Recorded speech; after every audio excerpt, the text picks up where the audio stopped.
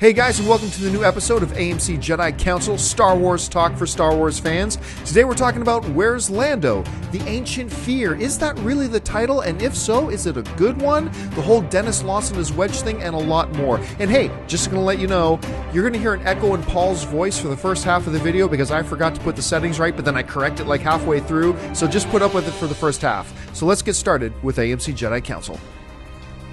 Well, hey there, everybody. Welcome to AMC Jedi Council, the all Star Wars talk show here on AMC Movie News. My name's John Campea. I'm going to be one of your hosts today. I'm going to introduce, first of all, the other guys who are going to be hosting with me. First of all, sitting to my right, he is one of the cohorts on AMC Movie News, if you will, Mr. Kristain Harloff. Kristain, how you doing? I'm doing great. Can't wait to talk more Star Wars rumors. And, of course, joining us again from all the way up in Calgary, Alberta, Canada. Refresh my memory, Paul. The Flames are not in the playoffs anymore, correct? They did not quite squeak in this year. No, we avoided that. Okay, but now that at least the Oilers didn't either. So Calgary can hang their hat on that, I guess. You I'm understand? the flip, John. I'm no other fan. Oh, no, that's right. That's right. No worries. So we are here today to talk a bunch of Star Wars stuff. A lot of stuff's gone on this week.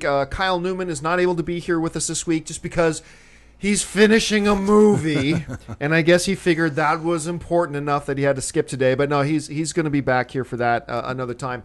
So guys, just for those of you who don't know, we're just going to talk Star Wars. And that's it for the next half hour to an hour or whatever. All the news and rumors that have come up about the movie, and there has been a lot of news and some rumors this week too. And we're just going to talk about that stuff here. And by the way, if you are watching us live, and I know a bunch of you are indeed watching us live, you are free to tweet to us using the hashtag AMC Jedi Council.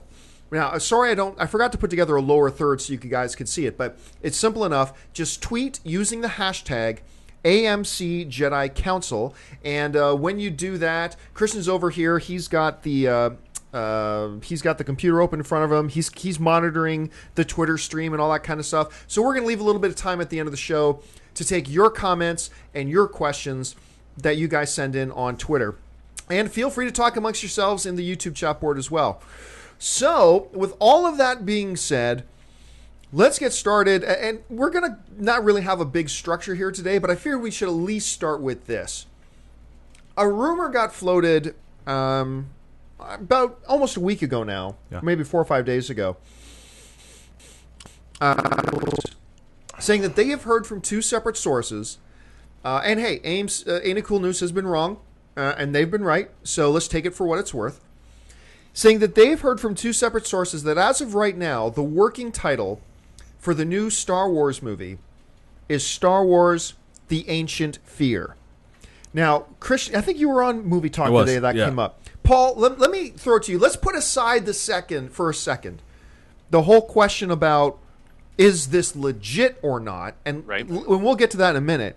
But let's say you got a phone call, Paul, from J.J. Abrams himself, said, hey, Paul, just wanted to let you know, it's The Ancient Fear. What's your reaction to that title? What do you like about it? What do you don't like about it? I think the first reaction is, does it look good on a poster? Is that really something? And then, you kind of get into the meat of it, and you start to love that it's the flip side of A New Hope. I think that's, if anything, from a fan, it's basically telling you that unlike Episode 4, where the universe sucks and it's going to get better, we're going to walk into a film where the universe seems to be going okay, and stuff's about to hit the fan, and something from the past is coming back. I mean, it definitely sets up a trilogy of movies. I think it's a great first movie title. Again, does it roll off your tongue? I'm not sure it does, but I do like the juxtaposition. Kristian, what about you? You've actually had a few days of stew on this. What do you think about it? Yeah, I think Jedi Master Ens is correct. I think that the fact that you have the play on words on Episode 4 is the most intriguing part about it. And then if you really start to think about it, for me, whether or not the expanded universe novel of Darth Plagueis is going to wind up being canon or not, or parts of that or not, it doesn't matter. The idea of Plagueis coming back is interesting because he is canon because he was mentioned in Episode 3. So that would be very interesting to see if maybe he is, or who knows, maybe they use Exar Kun, who's an old Sith Lord. I'm very curious from this title. Yeah, I gotta agree with Paul on this too, and you might have mentioned it too. What makes this title to me interesting is that it's the antithesis of the first title. Right. You have A New Hope, right. The Ancient Fear. Yeah. And there's something about that's very cool. It's also a very Star Wars-y sounding name. Like somebody, our own Alicia Malone was talking to us about this, and she goes, the James Cameron gave a fake title to Titanic. One of the Star Wars movies was known as Blue Harvest and all that kind of stuff. And while all that is true, The Ancient Fear is it fits. It's a very fitting name. Okay, so I like it. If it comes out that Star Wars Episode 7 is called The Ancient Fear, I like it. And I think it probably connects somehow to Max von Sydow. But let's move past that now on what do we think the likelihood of this being real? I'll start on this. J.J. Abrams tried to his last breath to convince people that Benedict Cumberbatch was not Khan. Khan? No, he's not Khan. Who gave you that idea? Silly. He likes to keep things as under wraps as humanly possible. I have a hard time believing that a year and a half out, he, let the title of the movie slip or crack through. I just can't believe that would be the case. What do you think? Do you think there's any chance this is real? No. I think that what I do think, though, because, again, remember, initially there was a title that came out, was A New Dawn, which was rumored for a while, and that turned out to be the first book that's coming out in September, which is a prequel to the Rebels show. So that's not to say that this title is not a title of something. It very well, it could be a book, it could be a video game, it could be something, but I agree with you, John, that they keep things so under wrap. I don't think they're going to let the title slip that early. If they would have let it slip and then 2 or 3 days later, then they said, okay, actually it is the title. It got out there, because I think they're going to reveal the real title at Comic-Con. And I also think that another website is reporting that it's just Episode 7. That's the title. No, nothing else. I don't believe that it's just Episode 7. Yeah. But I also believe that they will reveal the actual title at Comic-Con. I do not believe it'll be at 2014 Comic-Con. You think that long? You think they're going to wait until 2015 for a title? I think they will wait till Comic-Con 2015, or what's that the Comic-Con thing that Disney D23. does. They might wait till D23. That's also the same year. But the only reason I would be the opposite on that is because I was actually at Comic-Con 2004. And that is when they announced the title for Revenge of the Sith, and that was a year before Sith came out. So it seems to be... Yeah, did that. I was there. Oh, you were there. We were dealing with from Lucas. Well, hold on a second, Paul. Just for those, because I forgot to mention this at the beginning. For those of you who may be new to AMC Jedi Council, when Paul says the reason we did that is that Paul was actually the director of LucasOnline for a number of years while all that was happening. So he knows of whence he speaks. So Paul, please continue.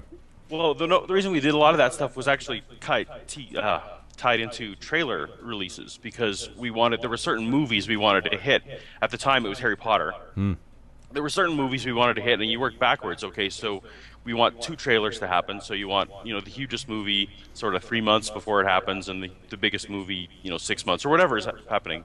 I do think it's interesting. What I really want to see for Episode 1, 2, and 3, it kind of almost became a pattern, almost like Apple. It's like the releases are boring now because everyone knows what the pattern is. Disney and JJ sort of throws this all up in the air, and it's kind of like a new ball game. We can keep guessing, but I still think John is probably closer to right. If you look at, so it's a December release, so you want to hit the hottest August movies probably, and so you look at what's going to be the biggest movie that Disney has to do with or Marvel will have to do with in August. Probably Avengers. Avengers, and so he'll probably keep that title right up until. You think so? I got to be on the opposite side here. I think that we're going to get a title this year. I don't think they're going to wait that long, because you're going to get. This is anybody else, any other director. I would totally agree with you. Yeah, but with JJ, I have a feeling they're going to keep this under wraps. Guys, we're going to have a teaser. I think because we had a teaser for the Avengers last year. It was 2 years before we got it. Even if it's like a little teaser at Comic-Con that no one else sees, you're still going to get a teaser or something by December of next year. So, you mean December of this year. December of this year. Yeah. Excuse me. So, December of this year. So, what's that? But that's 6 months. Then you got where you'd have sure. have a But I'm title. saying that they can't put a teaser out there without putting a title on it. No, that's no, what that's I mean. not true. Yeah, Because as of right now, remember, I think the advantage they have right now. Yeah. Sorry, my phone. This is my. That's amazing. This is my ringtone. Very proper. Sorry, I forgot to turn my thing off. Sorry. Shouldn't even said that. You should have planned it out. That was great. The advantage that Star Wars has right now, as Yeah. I mute my phone, is the fact that it has a title, Star Wars Episode 7. Right. You can drop teasers till August with Star Wars Episode 7, and then you can, they can use this in steps, because in marketing, they never want to go full-blown with their marketing, right? They want to release certain tentpole things, and they don't want to, like what Spider-Man 2 made a mistake with was they just let out so much crap. I mean, so much stuff in their marketing. It was just too much. But with Star Wars, you can have, hey, this is a legit press release worthy thing. The actual, hyphen title. Yeah. And the Ancient Fear or whatever else it's going to be. We actually got that. That's worth a press release. That's something they can keep in their pocket to help ramp up. I mean, look, you're probably going to be right. And then JJ could release the name of the movie tomorrow, for all I know. But I still think Comic-Con next year. All right. Well, we should do a Star Wars bet. Yeah, we'll come up with something. We'll come up and let us know, guys, in the chat board or whatever, when you think they're actually going to hit us with the title of this film. Like, do you think it's going to be this year, or do you think it's going to be next year? Let us know in the thing, and let us know too if you think it's going to be the Ancient Fear or if it's going to be something else, and when that might hit us. Okay, so Christian, you sent to me a whole list of great stuff that we could talk about. What's the next thing we should talk about here? I want to talk about this Adam Driver thing. The Adam Driver thing. Look, again, it's probably going to end with the same thing as, do you think it's real? No, from all around the board. But I still find it interesting if it is. Well, catch everybody up to speed for those who don't know what we're talking about. Yeah, so this rumor came out, and I'm sorry, I don't have the website that broke it. It was they basically said that what was leaked out was the fact that Adam Driver everyone was rumoring him to right away just be a villain as soon as Episode 7 starts. This report is saying not the case. From the way that they're making it seem is as if Adam Driver is actually playing a version of Jason Solo. And for those of you who don't know from the expanded universe, he ultimately is one of the Solo kids that turns to the dark side, ultimately becomes Darth Caedus. That was what they said Adam Driver will be playing. Paul, you heard this rumor. What do you think? First of all, let's do the same kind of division here. Let's assume for a second it's true. Yep. Good idea. Could you see this working out? Well, if you think about what kind of story arcs can we have that you care about, like, we've had terrible story arcs in the expanded universe where alien species come in and who knows whatever else. If this is really going to be a continuation of the Skywalker family saga, then you have to have a crisis in the Skywalker family. Yeah, true. And of course, assuming that Luke doesn't have any kids at this point, and Han and Leia do. Obviously, the crisis there, having twins and one being good and one turning to the dark side. What could be more personal than that? I think from the Han and Leia's perspective. So I like it if that's what the storyline is. I do think again, if we're going with this Ancient Fear, he's probably not the villain in Episode 7. It's probably 8 and 9 when he turns to the dark side. You probably start seeing shades of it. So it sounds possible, I guess. Yeah, I mean that's to me the functioning word is possible or plausible. Yeah. I mean, it makes sense. Now, the fact that it makes sense and it fits in so nice also makes it very plausible. This is just something some dude made up and wrote on their website to get hits. Right. I mean, so not that ever happens, heaven forbid. But look, we all look at Adam Driver, and we've said from the beginning we kind of see him as a villain. And so that fits, right? If they do decide to go the Jaina and Jason route, the Jedi twins, and he goes bad, and eventually Anakin, gets involved, and Ben gets involved, and all this kind of crap. It makes sense. Adam Driver being the one to turn villain, he's got a kind of a douchebag face, and I mean that with all respect in the world, because you can get a lot of there are guys who've made careers in Hollywood out of having an awesome douchebag face. There's actually in the casting breakdown was douchebag face. It said specifically douchebag face.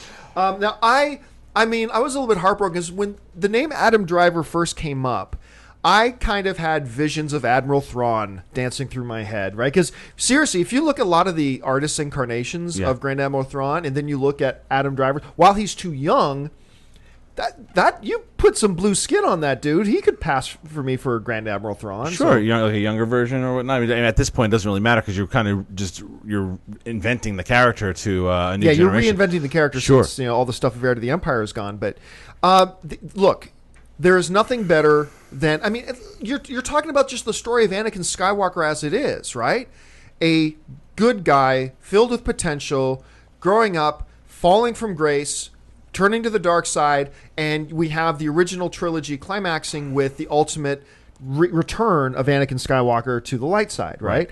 And there is something poetic about the idea of returning to that and revisiting those themes with a newer generation of Skywalker, kind of like Paul was pointing out about, keeping this centered on, the tale of the galaxy is the tale of the family of the Skywalker family. Right. So I don't know. I could see that working. What do you think? The only thing that for me is, it could work, and I'd be on board for it if it turns out to be true. But the only thing for me is too, when Adam Driver was first rumored, I think it was the Wrap that had broken a while ago, and they were saying, "Oh, he's going to play like the next baddie, the Darth Vader." You've already kind of ruined it for me that I know he's going to be bad. I know he's going to turn, and it's he is not an established enough character for me to really be on board like an Anakin to where I'm like, okay, how's his path? What's going to happen? Oh, that A leads to B. But again, it has to stay in the Skywalker family. I agree with that. I don't necessarily think that we know that Luke doesn't have any kids. There's been rumors that Mara Jade type character is going to pop up in Rebels, and and maybe somehow that gets linked back to Episode 7 and to where Luke does have a kid. Maybe Donald Gleason winds up playing Luke's kid and ultimately is Ben. I'd like to see Donald Gleason be the one who turns, because that's the one you don't see coming. The one thing that makes it sound not as credible as you were kind of pointing out is the casting aspect of it. I mean, if you look at Daisy, she looks a little bit like Carrie and maybe a little bit like Harrison, and they are really careful with that kind of casting. And Adam to me just doesn't look like any of them. I would have thought that they would have, if this is supposed to be Harrison Ford's son, they would have found someone better than Shia LaBeouf, obviously, but Right. That's what they should have done. They should have got Shia LaBeouf in to play with the bag on his head though, Darth Bag. But I will say, don't you think though, Paul, that he looks closer to, let's say, Daisy and Adam are closer to brother and sister than you say like Donald Gleason and Daisy would be? Absolutely. Yeah. If they're going to go with the twin route, it has to be those two. I just would have thought they would have been a little closer. Yeah, and let's keep in mind too. For some people, might be thinking, well, wait a minute. We heard that all the expanded universe stuff has been tossed out. None of it's canon. Yeah, but remember that while Lucasfilm has said, okay, all the expanded universe stuff, none of it is real, none of it is historical, none of it is canon. But they also said that moving forward, the creators in the Star Wars universe are free to draw on the stuff in the expanded universe if they so choose to use as they see fit. So yes, the story of the Solo Skywalker Jedi twins is not canon. That didn't really actually happen. Okay, that's fine. But that's not to say that J.J. Abrams, moving forward, and Kathleen Kennedy aren't free to say, we still love the concept of the Jedi twins, so we're going to take them and tell our own story with them. I mean, that means it's possible we could see Darth Bane. It's possible we could see an incarnation one way or the other of a Grand Admiral Thrawn. We're not saying they're going to, but they are free to use them and use them in their own way as they see fit. So that's why you're hearing us mention some of these recognizable names. I had actually a pretty great conversation about this today as well too, regarding the expanded universe. Is that you kind of look at it as like the comic book world as well too, to where Marvel's pulling from storylines that happen in the comics and they have free creative license. I mean, even if you look at the last Spider-Man movie, whatever you thought of it too, the Gwen Stacy parts and everything that they did with it was pulled from the comics, and then they take their liberties with it. That's exactly what I think is going to happen with the expanded universe.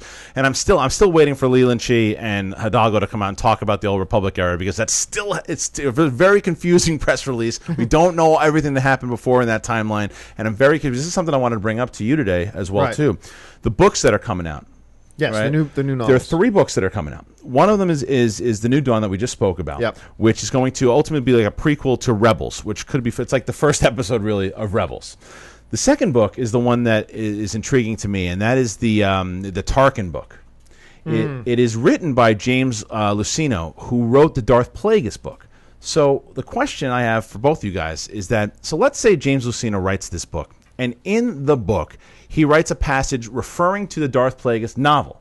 Because that Tarkin book is now canon, does that mean that the Plagueis book is canon? No. Really? No. I think, remember, they were also very specific about this, too. They said, look, even when they were talking about the novelizations of the original 6 films, right? They said, yes, the novelizations are canon, except for where they don't agree with the movie. Then that part isn't canon. What that means ultimately then is still your standard of canon is what is in the original 6 movies, right? But all the novels that come out now, though. Yes, but all the new... Now, just because they reference something that happens in, say, the Darth Plagueis or some other novel, right? Just because they reference something, what they reference becomes canon, but that doesn't mean the book that it's referenced in its entirety is in and of itself but canon. The storyline and the story point that they hit, that is now canon. Yeah. Right. So, for instance, if in the new story, let's say in one of the new movies, right? Yeah. If Han Solo in Episode 7 makes reference to the situation they had with Grand Admiral Thrawn. Right. Well, at that point, the character of Grand Admiral Thrawn is now in Star Wars canon, but it doesn't necessarily mean that the story of the Heir to the Empire series in its entirety is canon. But that book that they're referencing it is. Yeah. Now, So, Paul, how do you see this? You stole the words right out of my mouth, John. I mean, it's going to be pick and choose, and I think one of the problems that was constantly going on with all the expanding universe stuff was too much hand tying, and a lot of authors even just getting really willy-nilly about making all kinds of references, and therefore creating problems. I think they're going to do everything they can now that they've rebooted, like they've bit the bullet and bothered to reboot. They're going to avoid imperial entanglements, shall we say? They're going to. That's a perfect way to put it. All right, so we've addressed the Adam Driver thing. The next thing we should probably bring up, and it breaks my heart, because I'm not going to name names. I'm just going to say, in the week or two leading up to us doing the first episode of AMC Jedi Council, I got a few emails, a few messages from some people who may or may not have been interested in participating, being a part of the show.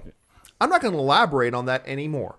I'm just going to go into the next story, which is apparently Dennis Lawson, who played Wedge Antilles, at some red carpet for some and nobody on the planet cares about movie, was talking, and he claims that, and remember on the first episode of Jedi Council, I said, man, the guy I really want to return is Wedge Antilles. Okay. Mm-hmm.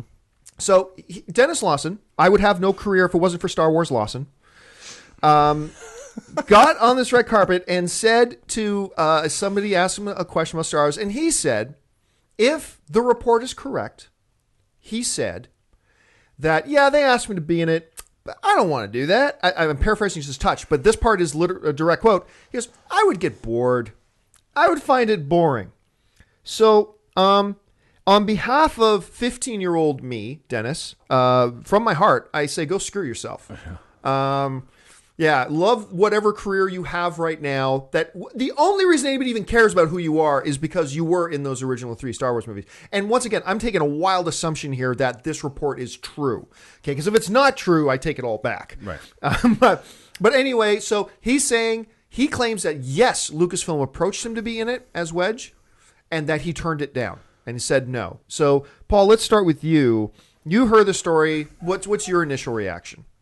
My initial reaction is it sounds probably, where there's smoke, there's fire. It's probably true. I know what little bits of insider bits I know is that the original cast, all of them, not just the big 3, but all of them were asked about availability before scripts were written.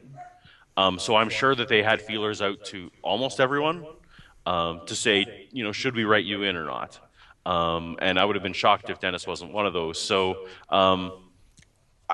I don't know where his head is at, if that was really true. I mean, it feels more like he didn't like the part that he was going to be offered. Like it feels like there's something else underneath. It feels like this is going to be more demeaning, or he's going to have to drag his butt to more conventions, or I don't know what it's going to be. But it feels like sour grapes more than like you'd think he'd be more gracious if it was a genuine, I'm going to turn this down. Yeah, I had heard a little bit of a deeper of a report going along the same lines of what Paul was just talking about, more saying that I think he wasn't happy with the size of the role and it wasn't enough money is where the report that I read. But again, we don't know how true it is, but that would make more sense if that was the case too. And I don't know, do a lot of people know that he and Ewan McGregor are related? They're uncle and nephew. Yeah, a lot of people didn't know that, but I think that, it would be cool to have him back. But this is another conversation I had yesterday. If Carrie Fisher had not returned as Princess Leia, people would have been like, "What?" Solo, same thing. If there's a new Wedge, not a lot of people are going to care. There's not going to be a lot of people going, yeah, that's not Dennis Lawson. That's not Dennis Lawson. Right. Yeah, that's not going to happen. So I can understand. That's probably why they didn't want to give him the money. And if it's a little role, no one's really going to notice if he's not there. It was probably, again, it was a respecting. And people are asking, hey, Billy D. Williams, he's been offered a voice role in Rebels, but nothing in Episode 7. We don't know that. That's true. We don't know that. I think he's going to appear in like the Council or something too. Well, I mean, it's possible. Here's the thing, though. Let's say Dennis. Let's assume the best. Let's say Dennis Lawson just understands that he had that Wedge was like a minimal character at best in the original Star Wars trilogy, even though really the importance of his character is quite big. And let's assume for a second he just thought, you know what? It took me decades to get over having to do the convention circuit and always just being seen as that guy in Star Wars. I've got a little bit of television success over here in the UK. Right.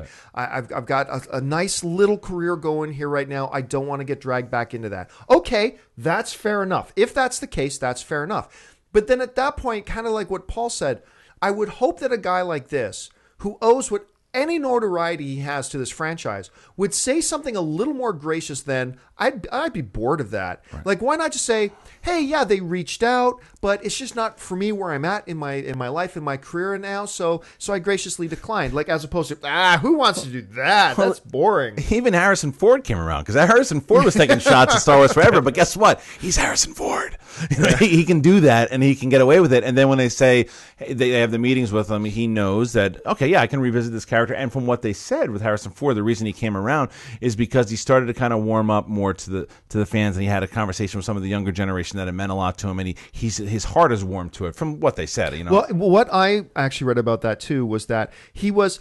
I read that Harrison Ford was never as dead against it as a lot of people claimed he was, but I heard the thing that actually really pushed him over the edge was like about 4 to 6 months ago. Apparently, he actually had a lunch meeting with J.J. Abrams, and Abrams kind of really laid out for him, this is my vision for what this story is going to be. And they said at that point he kind of came on board. Because remember, this isn't a matter of, some people have this impression that Harrison Ford came on board the day before they made the casting announcement. No. They knew they had him on board before they finished the script. Before they sold the thing. Lucas said that he had locked those guys in already. Oh yeah, a long time ago. Yeah. So I'm sure they still had to be sold on it. But Paul, had you heard anything different about that whole Harrison Ford situation? No, pretty much what you had heard.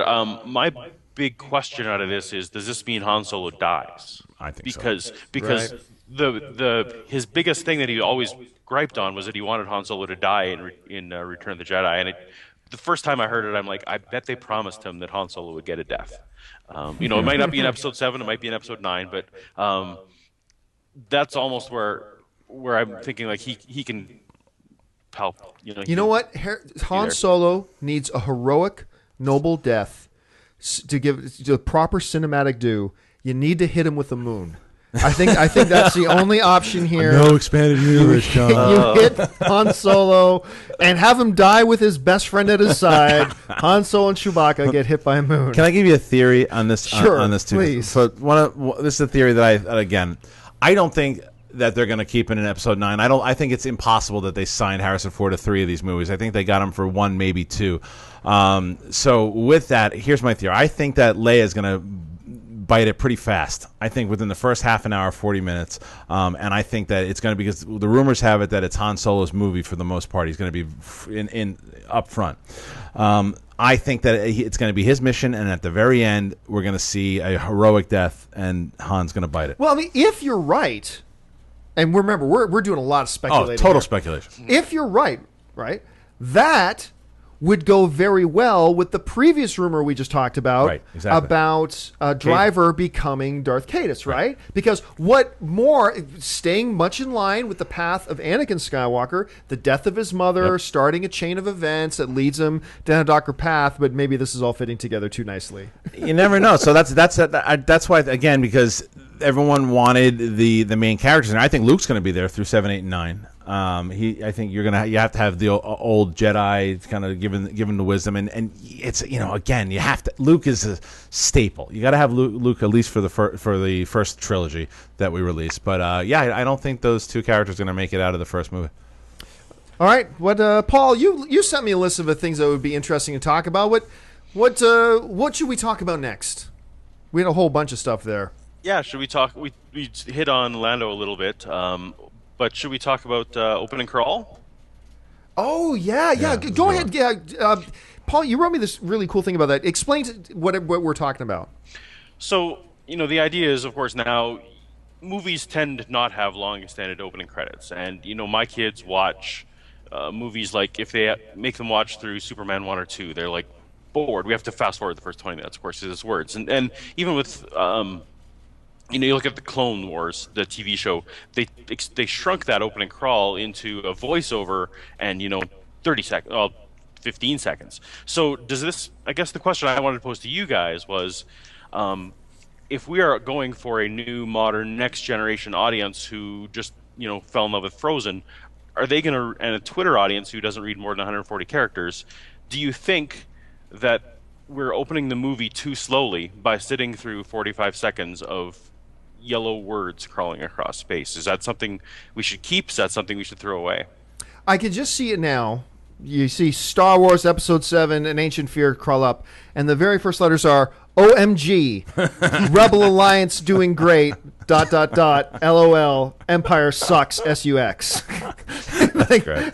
I can just see that happening now. Yeah. I don't know. I don't. It's tradition. It's tradition. Yeah, it's tradition. And there's something to be said about adapting to go with tradition. But honestly, I think, it's not like in Star Wars you have, each individual. It's not like Star Wars is broken into a 5-act piece, right, each movie. And then in between each act, you have a new opening crawl saying, 8 months have passed since the last scene. And then blah, blah, blah. Like, right. It's at the opening. It is the way. It's not Star Wars if it doesn't do that to me. And it's also 2 hours, maybe 2 hours, 20 minutes for the first one. You assume it's going to be longer, too, so you have a lot of time in between to start off with. The Clone Wars, you had 23 minutes, including the commercial breaks, and it was more geared originally towards kids, too, so they're not going to be sitting around reading the text up top. I think with the movies, it's tradition.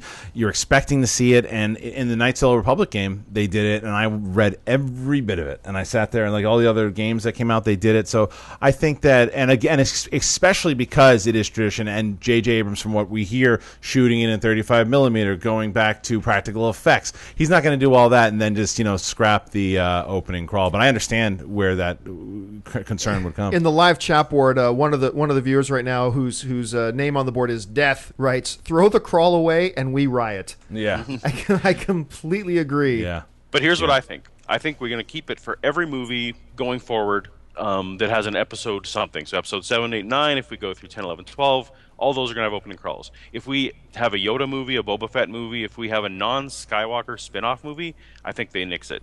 I think we have no opening crawl. You're probably right, because that's actually a pretty nice visual cue way to differentiate between the main saga and these spin-off stories they're going to be telling. So I think that would actually be a pretty interesting way to do that. That's a great point, too, and that brings us up to our next subject as well, too, because I guess last week Bob Iger came out and said that, basically confirmed, we pretty much all knew it anyway, but that there's going to be three spin-off films. Already planned. So my question to you guys is, the first one is, what do you think the three will be, and what do you want them to be?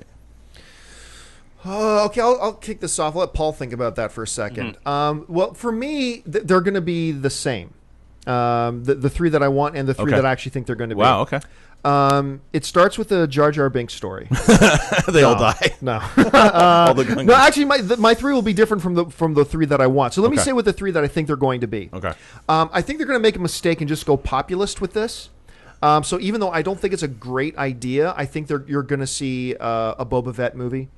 What happens to Boba between being, seeing his father decapitated and becoming the guy that we meet in the Star Wars Christmas special. Right. A lot of people forget that's when we met Boba Fett. So I think one is going to be Boba. I think another one is going to be a Yoda origin story, which I think is a mistake. Yeah, I do too. But I think that's the way they're going to go. And as far as the third one goes, I got to believe they're probably going to do at least one original news story in the Star Wars universe. Yeah. And that one I'm all for. Yeah. That one I'm completely all for. As far as the three that I wish they would be, I honestly wish they would all be original stories. I'm done with prequel stories. I'm done with it. Unless you're going to do something 5,000 years in the past like and really get into Old Republic stuff. Because you go far enough into the past and they have really no effect on present day too much, then it doesn't feel like a prequel grab to me. If you go into Old Republic stuff, I'd be fine with that. But otherwise, look, the Star Wars, one of the brilliant things about the Star Wars universe is that you have this galactic council representing tens of hundreds of thousands of systems, right? This is a vast universe with so much potential for storytelling. I would like them to keep it all in the same time frame and stories that are going on that they just happen to be going on at the same time in this same republic, but aren't necessarily connected together. So that's me. What about you, Paul? What do you think are the three they will do, and what are the three you wish they would be? Yeah, I think two of those three you hit the nail on the head. I think that Boba Fett and Yoda are perfect candidates. Not only do they sell toys, they are, which is, face it, there's a huge driver in the Star Wars universe. Oh, sure. Always has been. And, those are two recognizable characters that you can get anyone to play. The third one that I hope, I almost think they're going to do, would be a Ewan McGregor-based Obi-Wan story. That's interesting. Ewan McGregor loves that character. You can say what you want about those prequels. When I was on set, that guy loved Obi-Wan Kenobi and watched Alec Guinness play him over and over. I mean, he just had so much passion. I think, his heart was a little bit crushed with the way it kind of came out in Episode 3. But I think he would, with a great script, he would come out and do that. The other one I really think that they could do something great with. I know you said you don't want to do prequels, but young Han Solo could be treated really well. I almost don't even buy the Boba Fett one, young Boba Fett, because the Clone Wars covered it so thoroughly. Right. The Clone Wars TV show, that is. But a young Han Solo who frees Chewbacca, that whole storyline, I think, again, falls into the merchandising line. If Han is a main character in Episode 7, that ties in really well. I think I'm dubious about things that would be taking place way outside the storyline because I guess I'll speak out of two hats here. One is that it doesn't connect as well for selling merchandise, telling the stories.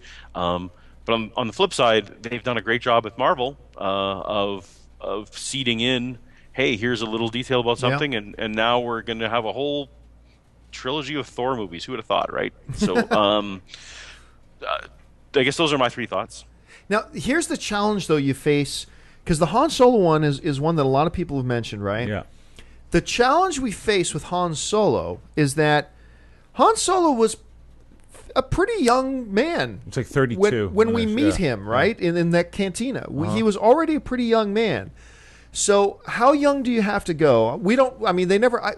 was it ever specified, even in expanded universe stuff, how old he was when he freed Chewbacca? I'm sure they mentioned it, but I'm sure, again, we can change it. For me, what I would like to see... I don't want to see teenage Han Solo. I don't want to see 20-year-old Han Solo. I want to see Han Solo like the year before we met our guys in Episode 4. But then who do you... Because then you got a continuity problem. Who plays him? I think a guy, whether it is Fassbender or a guy like Fassbender, how many people are like Fassbender, but because Fassbender's been rumored in the Star Wars universe for a bit, and then they were quiet, not denied, quiet. Like, because at one point they were talking about that J.J. Abrams had talked to him and wanted, but there wasn't anything like, no, he didn't do it. So I'm curious if maybe he's the one that's rumored to be interesting, but the problem with him, he's so tied into Magneto now. Well, that and they really got to get moving full speed fairly soon on the whole Assassin's Creed film that he's producing and starring in. So it's gonna be tight. It's gonna be tough. I mean, but a guy like that, or I mean, I'd like to see him. I mean, Tom Hardy's not tall enough, I think. But so if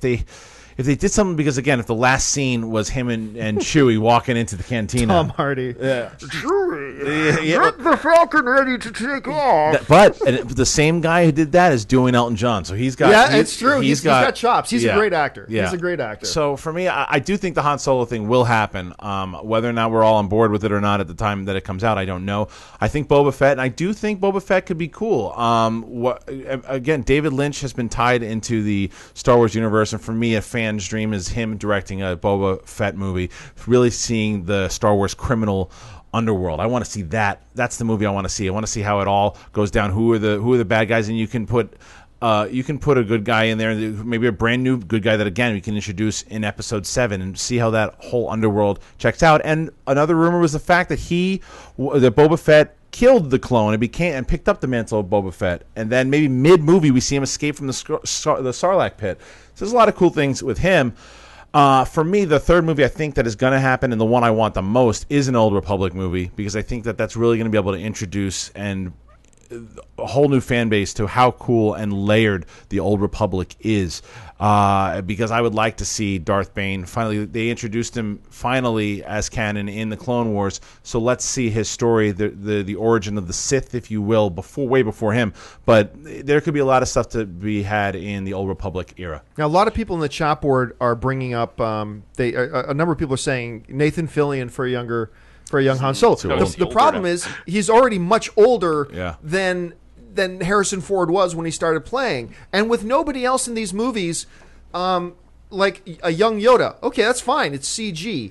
Boba Fett, that's fine. It was a child kid. You can get any actor to play him and it doesn't look out of continuity, and then he puts the mask on. Doesn't matter. But you've got Harrison Ford. We've got the original movies. Clearly, this new guy they got playing Han Solo is not the Han Solo we've always had. Right, it's tough. That's a unique problem. Yeah. Although, did you mind River Phoenix, for example, in Indy 3? Sorry, repeat that. Did you mind River Phoenix playing young Indiana Jones? No, but that was a much younger Indiana Jones. Right.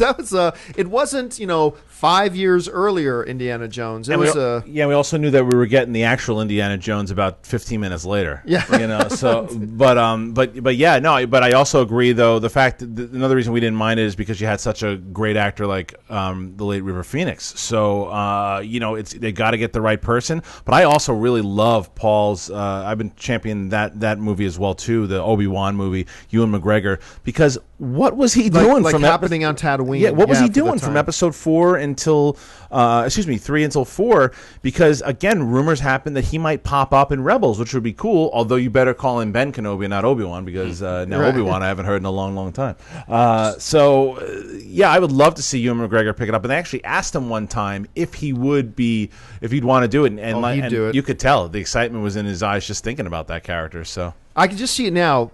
He's on Tatooine, and there's a bunch of sand people attacking his house, maybe like 20 or 30 sand people, and then he jumps up under the roof of the house and he says, "Give it up, I have the high ground." That would be, to me, that's the whole movie. Anyway, Paul, what were you about to say? I was just going to wrap this up saying, actually, I don't really care who the characters are and what the spin-offs are. What I really want to see is not a huge epic space movie set in the Star Wars universe. I want to see Godfather set in the Star Wars universe, or a Western set in the Star Wars universe, or something like a twist on it that we've never seen on screen before. Because the Star Wars universe is so pliable that you can put almost any story in there, and I'd love to see it not be, a galaxy shaping epic. Spinning off of that, do you think we'll ever see a rated R Star Wars movie? No, never. Nope. Interesting. From Marvel, from Disney? Not while it's at Disney. I mean, it just won't happen. Not while they're at Disney. But Marvel, they're talking about doing Daredevil as R. It won't be it won't be a feature film. They might allow something. They might allow Netflix to do something like that, but it'll be in a completely separate cinematic universe. nah, they're not going to have R-rated Star Wars. It's in the same reason as that. And you know what? We don't need an R-rated Star Wars. Not everything's got to be bloody and gritty to be intense and action-packed. Like, Return of the Jedi was not R-rated. And it didn't need to be. Empire Strikes Back was not R-rated. Didn't need to be. I mean, we don't need an R-rated Star Wars film. I don't think. I'm still curious what would happen in that world again, because not connecting to our core characters. Like, again, something in the underworld, wherever it might be. All right. You know what, folks? We've got a bunch of other topics we could get to, but we're already almost at 45 minutes, and I said we would take some questions via Twitter. So, listen, if you're watching us live, fire in some questions. I'm sure some people already have. I see Christian nodding his head over there. Yeah. So, once again, tweet with the hashtag AMC Jedi Council. And Christian's got them over here. So, Christian, what are people asking? All right. So, Viri_Thomas asks, hey, Jedi Council, what kind of role did you think the great Andy Serkis will play in Star Wars Episode 7? And could he possibly be non-mocap? That's a great question. You know what? Okay, for me, it's a win-win, but it's also not a mutually exclusive scenario. Nothing says... So the question is, of course, for those of you who may not know, Andy Serkis, he's the motion capture actor and genius and artist who gave us Gollum from Lord of the Rings. He was King Kong. He was Caesar in the Planet of the Apes movies. He's done many, many others. He's just the best in the business. But he's also a pretty darn good actor in his own right.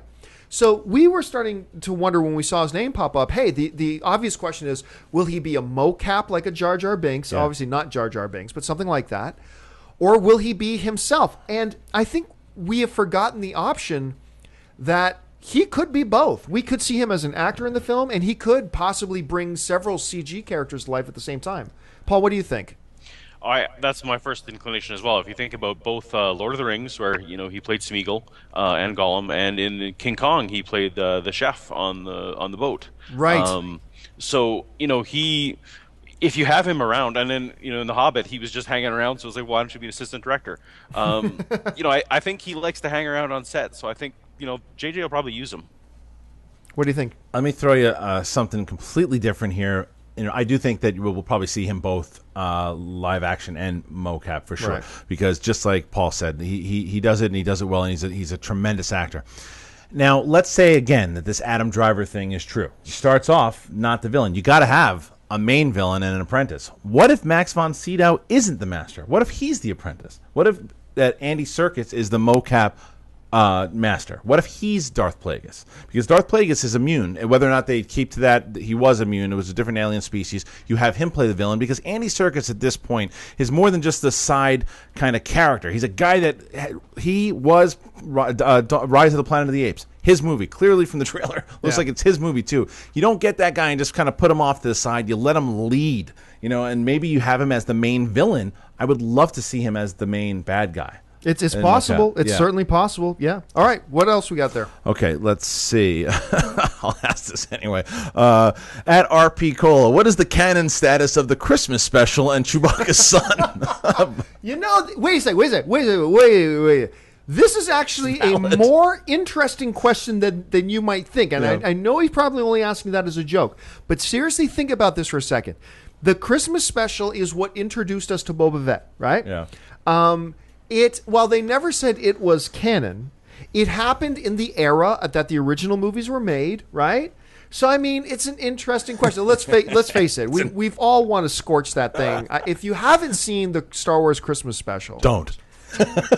No, you got to. You got to. Go on YouTube, find it. If you haven't heard the Song of Life Day... then you're missing out. Seeing Chewbacca's 1950s style family home with the recliner. I don't know, Paul. What's your favorite memory of the Star Wars Christmas special? Well, the legitimate favorite would obviously be Boba Fett. I think the one thing that it really did bring, though, is you forget that it's the first place we saw Kashyyyk. I mean, it was never called that, right? But it was the concept of it, and Kashyyyk is obviously in Episode 3, so that's canon. So, if you're guilty by association, parts of the holiday special are canon. All right, let's not spend too much time on the holiday. Thank you so much. Let's get on to the next question. Okay, this is a great question. At Tim Morrison, 1983, how advanced of a Jedi will we expect to see from Luke? It's 30 years later. Yeah, I mean...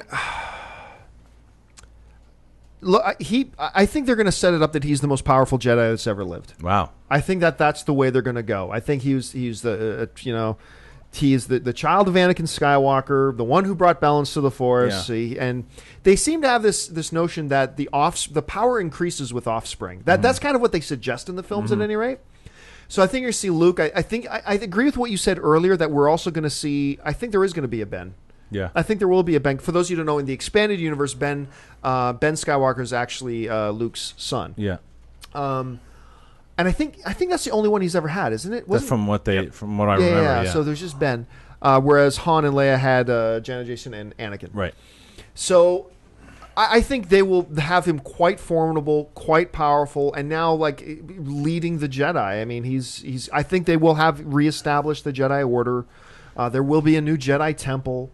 I think we're going to see a lot of this stuff that they don't have to build up. I think a lot of the stuff is going to be the movie starts and it's just understood. Lucas spent the last 20 years rebuilding the Jedi Order because with the New Republic comes the new need for peace and security in the galaxy. That's always come from the Jedi. Blah blah blah blah. So I think he'll be pretty advanced. I think he's going to be really advanced as well too. But I was talking about how I think that the Jedi Temple would be rebuilt. I don't know if they're going to do that anymore. I still think. I mean, you have to have him teaching. Otherwise, what do we do the last 3 movies for? Right. I think that maybe he's got a set of pupils that he's been teaching, not as big because when the Republic had all the Jedi, there's so much going around underneath their noses that it ultimately didn't work out for them to have numbers that big. So maybe he just has a kind of like a smaller group. Maybe it's the Boyega and Donald Gleason and even Adam Driver. Who knows? That he's training. The other question that ties into all that is not just how powerful Luke is. How powerful is Leia? I've got a feeling not at all. Not at all, huh? See, I got a feeling because in the expanded universe they go into she began training, and all that. I believe they're not going to go there. I think Carrie Fisher, they're just going to say it's just not something she wanted to do, that Leia wanted to do. They got pregnant, they had kids, and that was her life. And she was just too busy rebuilding the Republic, and putting the new order together. She might be queen. Who knows? Yeah, so I don't know. Paul, what do you think about all that? How far along do you think Luke's going to be? Where do you think Leia's going to fit into all this? How do you see it? I think I'm with you. I think Luke has got to be powerful enough to obviously to teach the Jedi who we need to be powerful. Now that we've had the prequels and everyone's seen the Jedi at their height, we can't have Jedi who are less powerful than what we've seen already. So the students will all need to be powerful, therefore the teacher will need to be. For me, the question is who's been teaching Luke? Is the Force Ghost thing been strong enough that Yoda and Anakin and Obi-Wan have been teaching him? Because those guys were not the closest adherents to the Jedi Council. Right. Those 3 were guys who broke the rules all the time. I just have a hard time imagining if those are his teachers that Luke rebuilds those old tropes, that Luke falls into that. I think they let him do his own thing, which is much more loose. I mean, just if those are his teachers, that for me would be feel more natural. All right. I have a question for you guys. Sure. Will Han shoot first in this movie?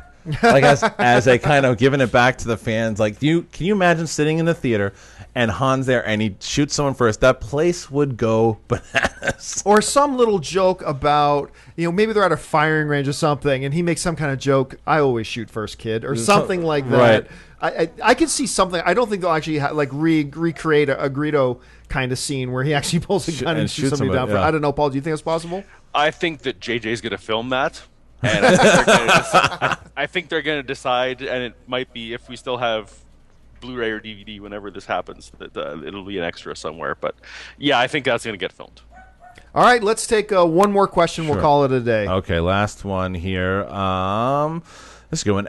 At Jody Buston, with more casting to come, do you think Gary Oldman might be announced, or maybe even Simon Pegg or John Noble?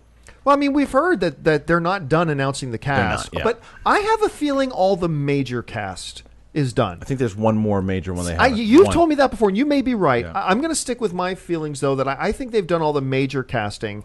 But if Christian is right, that certainly does open the door for like one more big announcement, whether it's like a Tom Hardy or who are we just talking about? I mean, look, Gary Oldman is someone, but the big one I think that's going to be announced is I still think Lupita Nyong'o is going to be announced, and I think she's going to be a crucial character. She might even be a villain. We'll see. I'm on record. I would love it if Lupita Nyong'o was in there. Paul, what do you think? Could we see a Gary Oldman? Do you think there'll be another major cast announced, or do you think we've got all the major players already? It wouldn't surprise me if there was more major cast. I think that someone as famous as Simon Pegg or Gary Oldman, again, from last time, I think it just draws you out of the movie when you see a famous face on there. I don't think they were going to go that route. But if it'd be also great if we had another female in the cast. Obviously, that's been a buzz around. So if there's a few more ladies to drop into the list, that'd be great. All right, folks. Well, that'll do it for us on this installment. We've gone almost an hour on this one. This was fun. Yeah. I want to thank, first of all, you guys for watching, Star Wars fans, for being a part of the Jedi Council. Really appreciate. Please tweet messages to us. Email us at amcmovietalk@gmail.com. Let us know what you think about the show so far, or send us tweets. Let us know if you think we're going in the right direction. I want to thank, first of all, the guys joining me. First of all the way from Calgary, Alberta, Canada. He's the co-founder of Red 5 Comics, former director of LucasOnline, Mr. Paul Ens. Paul, where can people find you online? The best places are Twitter at Red5Comics with the number 5. If you are a Star Wars fan, you may know something about that. And at Paul Ens is the other place to be. And sitting right beside me, of course, AMC Movie News' own Kristain Harloff, who also does another Star Wars show called Far, Far Away with What's the network again? It's Geek Nation. Geek Nation with Geek Nation, all right. So, Kristain, where can people find you online? Make sure you check out Far, Far Away, where I co-host that with Tiffany Smith. And you can also check out my podcast every Thursday, 6 to 8 p.m., the Schmoes Know Movie Show on schmoesknow.com. And you can find me on all the various social media channels just there at John Campea. So thanks a lot for joining us, guys, for this installment of the Jedi Council. We'll be back again next week. Make sure you join us. Tell other people about it. Watch us again. Keep leaving comments, talking with each other. Thanks so much for joining us, guys. So my name's John Campea for AMC Movie News and the Jedi Council. And until next time, bye-bye.